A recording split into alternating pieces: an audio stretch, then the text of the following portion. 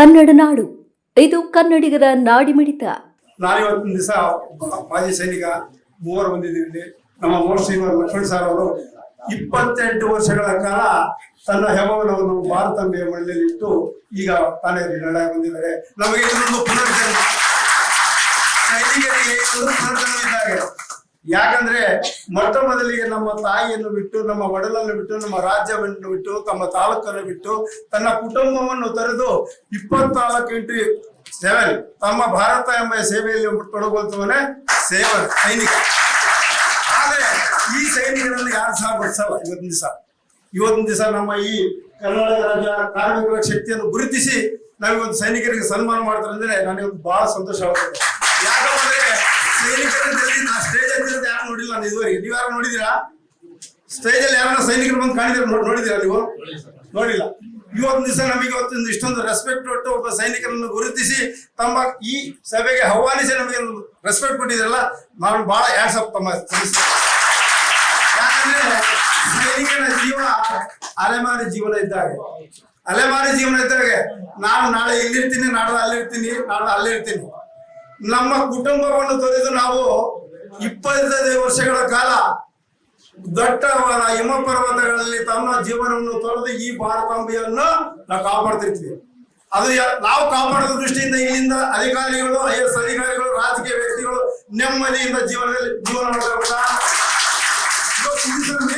ಭಾರತದಲ್ಲಿ ರೀಡ್ ಗಾಡಿ ಅಂದರೆ ಯಾರನ್ನು ಸೈನಿಕ ಒಬ್ಬನೇ ರೀಡ್ ಗಾಡಿ. ಸೆಕೆಂಡ್ ರೈತ ಅವರು ಸೈನಿಕ ಹಾಗೂ ಕಾರ್ಮಿಕರಂದ್ರೆ ಪ್ರತಿಯೊಂದು ಪ್ರಾಡಕ್ಟ್ ತಯಾರು ಮಾಡ್ತಾರೆ. ಕಾರ್ಮಿಕ ಶಕ್ತಿ ಬೇಕು. ಅದಕ್ಕೆ ದೇಶದ ಬೆನ್ನೆಲುಬು ರೀಡ್ ಗಾಡಿ ಅಂತ ಎಲ್ಲರೂ ರೈತನು ಕರೀತಾರೆ, ಸೈನಿಕರನ್ನು ಕರೀತಾರೆ, ಕಾರ್ಮಿಕರನ್ನು ಕರೀತಾರೆ. ಇವರು ಮೂರು ಇಲ್ಲದೆ ಯಾರು ಏನೂ ಆಗಲ್ಲ, ಸಾಧ್ಯ ಆಗಲ್ಲ. ಅದರಿಂದ ದಯವಿಟ್ಟು ಸೈನಿಕರನ್ನು ಗುರುತಿಸಿದ ನೋಡಿ. ಇವತ್ತು ಮೊನ್ನೆ 22ನೇ ತಾರೀಕು ಆದಂತಹ ಪುಲ್ವಾಮಾ ದಾಳಿಯಲ್ಲಿ ನಮ್ಮ ಸೈನಿಕರು ಎಷ್ಟು ಜನ ಸತ್ರು. ಆದ್ರೆ ನಾವು ಹೋರಾಡಿದ್ವಿ. ನಾವು ನಮ್ಮ ಪ್ರಾಣ ಇರೋ ದೇಶವನ್ನು ನಾವು ಬಿಟ್ಕೊಡಲ್ಲ ಅಂತ ನಾವು ಸೈನಿಕರಾಗಿ ನಾನು ಹೇಳ್ತಾ ಇದ್ದೀನಿ. ಇವತ್ತು ನಾನು 25 ವರ್ಷ ಸರ್ವಿಸ್ ಮಾಡಿದ್ರೆ, 28 ವರ್ಷ ಮಾಡಿದ್ರೆ, ಇವರು ಸಹ 20, ಈಶ್ವರ ರೆಡ್ಡಿ ಅವರು ಇವರು 22 ವರ್ಷ ಸರ್ವಿಸ್ ಮಾಡಿದ್ದೀನಿ. ಈಗ ತಾನೇ ಕರೆದ್ರೆ ಎಮರ್ಜೆನ್ಸಿಯಲ್ಲಿ ಕಾಲ್ ಮಾಡಿದ್ರೆ ನಾವು ಇವಾಗ ಹೋಗಿ ನಮ್ಮ ಪ್ರಾಣವನ್ನು ಕೊಡಲು ಸರ್ ಇಂಥ ಚಾನ್ಸ್ ನಮ್ಗೆ ಸಿಗಲ್ಲ. ಗಾಂಧಿ ಒಂದು ಮಾತಾಡಿದ್ರು, ದೇಶ ಓದಿಲ್ಲ ಅಂದ್ರೆ ಕೋಶ ತಿರುಗು, ದೇಶ ತಿರುಗಲ್ಲ ಕೋಶ ಓದು. ನಾವು ದೇಶ ತಿರುಗ್ತಾ ಇದೀವಿ, ದೇಶದ ಭಾರತಾಂಬೆ ಸೇವೆ ಮಾಡ್ತೀವಿ ನಾವು. ಇವತ್ತಿನ ದಿವಸ ನಾವು ಪುನರ್ಜನ್ಮ ಪಡ್ಕೊಂಡ್ ಬಂದಿವಿ ಅಂದ್ರೆ ಈ 144 ಕೋಟಿ ಜನಸಂಖ್ಯೆ ಆಶೀರ್ವಾದ ಆದ ನಮ್ಮ ತಂದೆ ತಾಯಿಗಳ ಆಶೀರ್ವಾದ ಯಾರಿಗೂ ಇಂಥ ಪುಣ್ಯ ಸಿಗಲ್ಲ. ಭಾರತ ಮಾತೆಯ ಸೇವೆ ಮಾಡುವಂತ ಕಾರ್ಯ ಯಾರಿಗೂ ಸಿಗಲ್ಲ. ನಾವು ಕೇವಲ ನಾವು ಇಲ್ಲಿ ಇರುವಂತವ್ರು ಬಳ್ಳಾರಿ ನೋಡಿರ್ಬೋದು, ಬೇರೆ ನೋಡ್ಬೋದು. ಆದ್ರೆ ನಾವು ಪ್ರತಿಯೊಂದು ಸ್ಟೇಟ್ ಅಲ್ಲಿ ಅಲ್ಲಿರುವಂತ ವಾತಾವರಣ, ಅಲ್ಲಿರುವಂತ ಕಲ್ಚರ್, ಅಲ್ಲಿರುವಂತ ಜನಗಳ ನೇಚರ್ ಏನು, ಅಲ್ಲಿ ಯಾವ ರೀತಿ ಉಡುಪುಗಳು ಧರಿಸ್ತಾರೆ, ಯಾವ ರೀತಿ ಊಟ ಮಾಡ್ತಾರೆ ಅನ್ನೋದನ್ನ ನಾವು ಪ್ರತಿಯೊಂದು ಅರ್ಕೊಂಡಿರ್ತೀವಿ. ಸೈನಿಕ ಪ್ರತಿಯೊಂದು ಅರ್ಕೊಂಡಿರ್ತೀವಿ. ಇದರಿಂದ ನಮಗೆ ಇವತ್ತು ಈ ಸಂಘದವರು, ನಮ್ಮ ಕರ್ನಾಟಕ ರಾಜ್ಯ ಕಾರ್ಮಿಕ ಸಂಘದವರು ಗುರುತಿಸಿದ್ರಿಂದ ನಾನು ಅವರಿಗೆ ಮತ್ತೊಮ್ಮೆ ಪದಾಧಿಕಾರಿಗಳಿಗೆ ಅವರು ವೇದಿಕೆ ಮೇಲೆ ಉಪಸ್ಥಿತಿರುವಂತ ಎಲ್ಲ ಗಣ್ಯರಿಗೂ ನಾನು ವಂದಿಸುತ್ತಾ, ನನಗೊಂದು ಈ ಅವಕಾಶ ನಾನು ಮಾತಾಡೋದು. ಯಾಕಂದ್ರೆ ನೀವು 1 ಗಂಟೆಗೆ ಡ್ಯೂಟಿ ಹೋಗು, ನಾನು ಡ್ಯೂಟಿನೂ ಮಾಡ್ತಾ ಇದ್ದೀನಿ, ಸೇಫ್ಟಿ ಆಫೀಸರ್ ಆಗಿ ಡ್ಯೂಟಿ ಮಾಡ್ತಾ ಇದ್ದೀನಿ ನಾವೆಲ್ಲರೂ. ಯಾಕಂದ್ರೆ ಆ ಸೇವೆಯಲ್ಲಿ ಸಹ ಸಮಾಜ ಸೇವೆಯನ್ನು ಮಾಡ್ತೀವಿ. ನಮ್ದು ಒಂದು ಸಂಘನೂ ಇದೆ. ಯಾಕಂದ್ರೆ ನಮ್ಮ ಸಂಘದವರು ಪರವಾಗಿ ನಾನು ಸೆಕ್ರೆಟರಿ ಕೆಲಸ ಮಾಡ್ತಾ ಇದ್ದೀನಿ ಸಂಘದಲ್ಲಿ. ನಮ್ಮ ಸಂಘದ ಪರವಾಗಿ ನಾನು ಹೇಳೋದಿಷ್ಟೇ, ನಮ್ಮ ಸಂಘದ ಪದಾಧಿಕಾರಿಗಳನ್ನು ಯುದ್ಧ ಸಂದರ್ಭದಲ್ಲಿ ಕರೆದಾಗ ನಾವು ಆದೇಶ ಕೊಟ್ಟಾಗ ನಾವು ಹೋಗಲು ತಯಾರಿದೆ ಅಂತ ಮತ್ತೊಮ್ಮೆ ನಮ್ಗೆ ಹೇಳಕ್ತಿದ್ವಿ. ಭಾರತಾಂಬೆ ಸೇವೆ ಮಾಡೋದು ಮತ್ತೆ ತಯಾರಿದ್ದೀವಿ ನಾವು.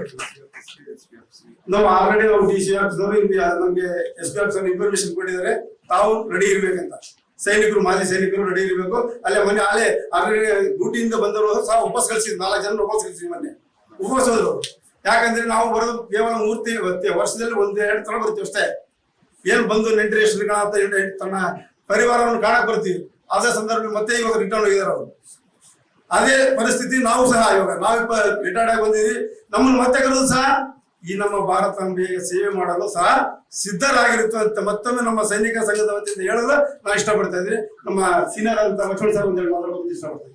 ಜೈ ಯುವಕರಿಗೆ. ಕರ್ನಾಟಕ ರಾಜ್ಯ ಕಾರ್ಮಿಕರ ಶಕ್ತಿ ವೇದಿಕೆ ಮೇಲೆ ಏನೆಲ್ಲ ನಮ್ಗೆ ಇನ್ವೈಟ್ ಮಾಡಿದ್ರು ತುಂಬಾ ಹೃದಯಪೂರ್ವಕ ಅವರಿಗೆ ಧನ್ಯವಾದ ತಿಳಿಸ್ತಾ, ಮತ್ತೆ ವಿವಿಧ ಮುಖ್ಯ ಅತಿಥಿಗಳಾದಂತ ಎಲ್ಲ ಅತಿಥಿಗಳಿಗೆ ನಾನು ಹೃದಯಪೂರ್ವಕ ನಮಸ್ಕಾರವನ್ನು ತಿಳಿಸ್ತೀನಿ. ಪ್ರಹ್ಲಾದ್ ಸರ್ ಹೇಳಿದ್ರು ಸೈನಿಕನ ಕುರಿಸೋರು ಬಹಳ ಕಡಿಮೆ ಅಂತ ಹೇಳಿ. ಇಂತ ಯುದ್ಧ ಆಗುವಾಗ ಯಾರಂದ್ರೆ ಶಹೀದ್ ಹುತಾತ್ಮರಾಗಿರೋ ಮಾತ್ರ ಅವ್ರಿಗೂ ಸೈನಿಕರು ನೆನಪು ಬರ್ತಾರೆ. ಬೇರೆ ಟೈಮ್ ನಲ್ಲಿ ಯಾರು ನೆನಪು ಬರಲ್ಲ. ದೇಶದಲ್ಲಿ ಸೈನಿಕ ಬಾರ್ಡರ್ನಲ್ಲಿ ಇದ್ರೆ ಇಲ್ಲಿ ಅಲ್ಲಿ ಬೆಂಕಿ ಬೀಳುತ್ತೆ, ಇಲ್ಲಿ ಆರಾಮಾಗಿ ಮಲಗುವ ಕಾರಣ ಅಂದ್ರೆ ಇಲ್ಲಿ ಸೈನಿಕರಿಂದನೇ. ಪ್ರತಿಯೊಬ್ಬ ಮಿನಿಸ್ಟರ್ ಆಗ್ಲಿ ಮಂತ್ರಿಗಳಾಗ್ಲಿ ಯಾರೇ ಆಗ್ಲಿ ಸೈನಿಕರು ಇಲ್ದಲ್ಲ ಅವ್ರು ಮುಂದೆ ಹೋಗೋದು.